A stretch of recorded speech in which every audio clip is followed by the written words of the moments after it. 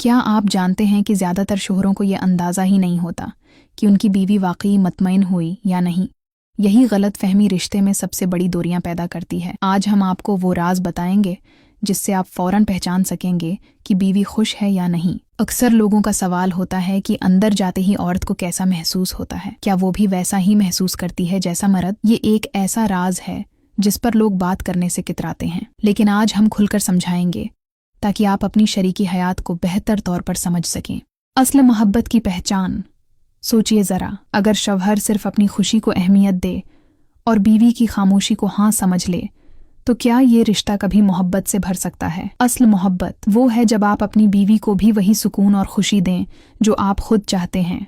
दोस्तों, शादीशुदा ज़िंदगी में खुशी और सुकून तभी आता है जब मियाँ बीवी एक दूसरे को मुकम्मल तौर पर समझें। मगर एक सवाल ऐसा है जिस पर सबसे ज़्यादा शक किया जाता है, और वो है, क्या बीवी वाकई मुतमईन हुई या नहीं। यही वो राज है जो अक्सर लोग नहीं जान पाते, और यही गलत फहमी रिश्ते में दूरियां ले आती है। बीवी के मुतमईन होने की निशानियां। पॉइंट 1, सांसों का तेज होना।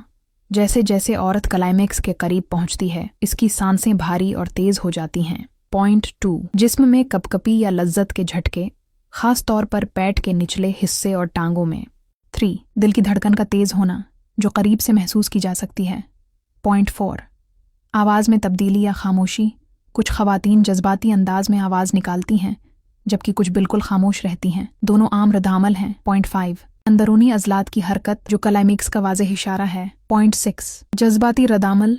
कुछ ख़वातीन बाद में पुरस्कून हो जाती हैं जबकि कुछ की आंखों में आंसू आ जाते हैं। ये सब नॉर्मल है क्योंकि ये जिस्मानी और जहनी रिलीज है। क्यों बहुत सी ख़वातीन मुकम्मल तस्कीन तक नहीं पहुंच पाते? वजह सिर्फ जिस्मानी नहीं बल्कि जहनी और जज्बाती भी है। अक्सर शौहर जल्दबाजी करते हैं और पल्ले को अहमियत नहीं देते और बीवी की जहनी तैयारी का ख्याल नहीं रखते। नतीजा ये निकलता है कि औरत सिर्फ जिस्मानी अमल बर्दाश्त करती है मगर दिल से मुतमईन नहीं होती। औरत को मुतमईन करने के 3 अहम उसूल। पॉइंट 1, और पले की अहमियत प्यार से छूना, नर्म बातें करना, बौसा देना, ये सब औरत के जहन को तैयार करते हैं। 2, एतमाद देना, बार बार ये एहसास दिलाना कि वो ख़ास है, अहम है। ये अमल बीवी के दिल को सुकून देता है। पॉइंट 3, गुफ्तगू, कम्युनिकेशन, शर्म महसूस किए बगैर बीवी से पूछना कि उसे क्या पसंद है और क्या नहीं। ये मोहब्बत की अलामत है, कमज़ोरी नहीं। वक्त और रफ्तार का किरदार याद रखें। औरत को क्लाइमेक्स तक पहुंचने में वक्त लगता है।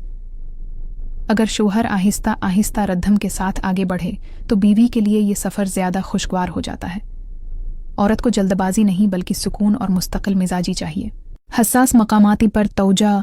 औरत के जिस्म में कुछ हिस्से ज़्यादा हसास होते हैं जैसे गर्दन, कान, कमर का निचला हिस्सा वगैरह। इन पर तवज्जो देने से औरत ज़्यादा तेज़ी से मुतमईन हो सकती है। हम बस्तरी के बाद का रवैया।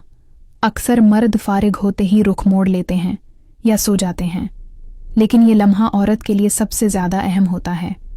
अगर इस वक्त बीवी को तन्हा महसूस हो तो उसका दिल टूट जाता है।